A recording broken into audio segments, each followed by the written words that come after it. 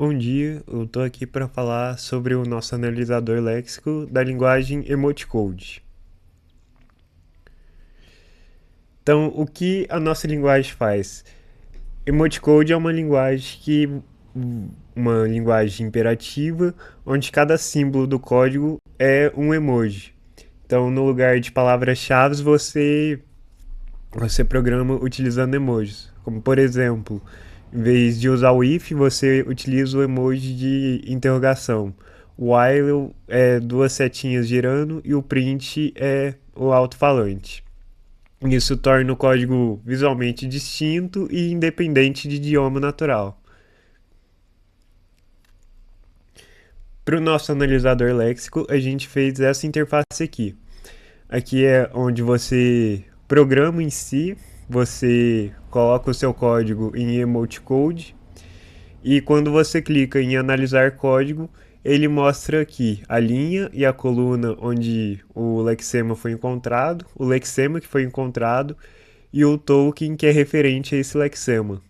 Então, por exemplo, a mãozinha apontando é o símbolo de atribuição, que está na quinta linha, na sexta coluna. Mas o que é essa análise léxica? Ela, análise léxica também é conhecida como scanner ou leitura. É a primeira fase do processo de compilação. E a função dela é fazer a leitura do programa-fonte, caractere a caractere, e agrupar os caracteres em lexemas. Assim a gente produz uma sequência de símbolos léxicos conhecidos como tokens. A sequência de tokens é enviada para ser processada pela análise sintática, que é a próxima fase do processo de compilação. O analisador léxico ele deve interagir com a tabela de símbolos inserindo informações de alguns tokens, como por exemplo os identificadores. Então, isso é o que lê todo o documento do código, identifica o que é cada coisa que está lá dentro.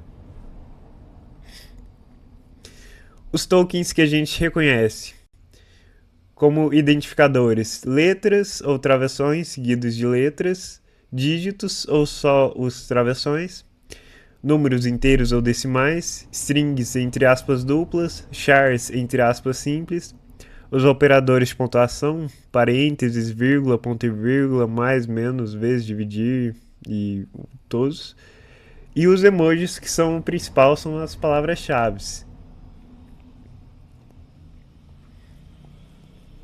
Como que isso funciona por baixo dos panos? Os emojis, eles não são letras, eles são caracteres Unicode. E esse Unicode tem umas regras peculiares. Alguns emojis são um único caractere, como o de foguete é só esse código aqui.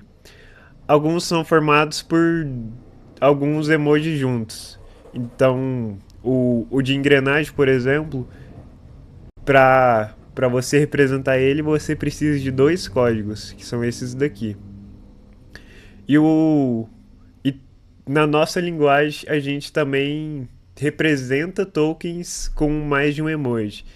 Então, por exemplo, isso daqui são dois códigos para representar um emoji só. Mas na nossa linguagem tem tokens, tipo else, que são representados com mais de um emoji. Que o else é representado por duas claquetes e o exclamação no meio.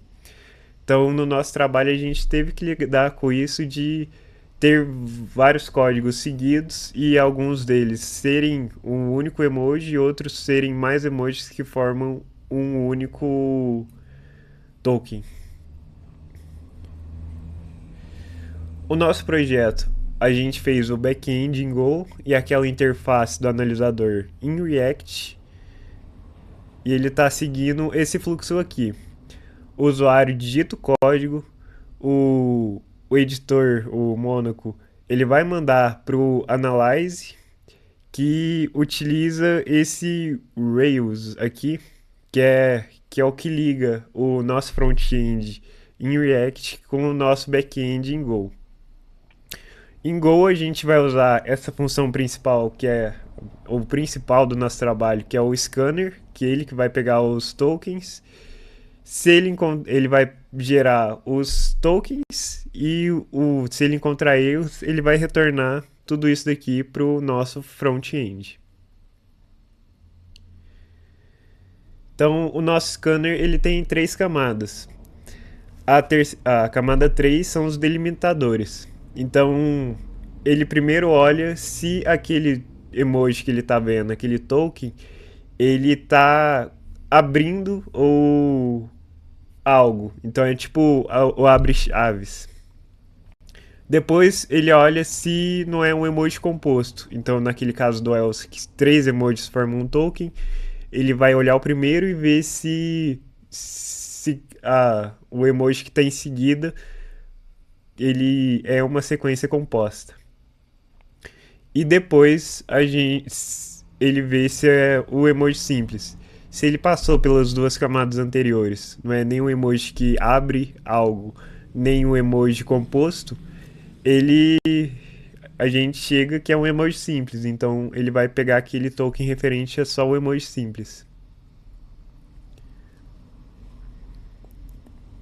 Então, um fluxo completo. A gente lê o próximo caractere, a gente vê se ele é delimitador, como por exemplo o switch, abre parênteses, e captura tudo que tem dentro até fechar. Se até fechar aquele bloco de código e gera o token. Se ele não for o delimitador, a gente vê se é uma sequência composta. Se for, a gente vai pegando até fechar essa sequência e gera o token. Se não for, a gente chega na conclusão que é um emoji simples. Se ele for, ele gera um token. E se não for, a gente tem um erro léxico. Então, provavelmente vai ser ou um emoji que não está na nossa linguagem, não é uma palavra reservada, ou está no lugar errado. Então, aqui a gente tem o nosso projeto. Como eu disse, aqui é onde a gente coloca o código em emoticode. Quando a gente clica em analisar o... Calma. Quando a gente clica em analisar, o programa ele identifica, ele passa linha por linha, coluna por coluna, identifica o lexema e os nossos tokens. E se tiver algum erro, por exemplo, isso daqui é uma string. Ela é delimitada. Mundo é string e ela é delimitada por esses emojis aqui. Quando você abre um, você tem que fechar para ele saber que dentro daquilo é uma string. Quando a gente não tem isso, o nosso código ele reconhece esse problema e gera o erro de string não fechada. O fim de linha foi atingido antes do delimitador. Então ele pulou de linha antes que esse delimitador aqui, que tem antes de mundo, fosse fechado. Essa é a versão manual do nosso código. Então aqui a gente define os nossos tokens, aqui a gente define os emojis que a gente está utilizando, já lidando com os emojis que tem mais de um código. E o nosso scanner ele faz tudo de forma manual. Então ele vai passar coluna por coluna, linha por linha. Ele vai tratar os casos de emojis que abrem e fecham, aqui que tem implementado aquelas camadas. Então, por exemplo, aqui de comentário. Ele vai ler o primeiro, vai tratar tudo que tiver dentro e vai... E quando ele lê o segundo, ele retorna tudo que tiver aqui dentro. Para comparar, aqui a gente tem o nosso código usando biblioteca. Então ele fica bem mais enxuto porque toda essa lógica é feita através de regex. Por exemplo, aqui o de comentário, todo aquele bloco de texto está funcionando aqui. Então a gente simplesmente define a formatação em regex. Aqui a gente só precisou fazer de forma manual a parte dos erros, identificar qual erro é qual e escrever as strings, os erros que vão aparecer para o usuário. Esse é o nosso trabalho.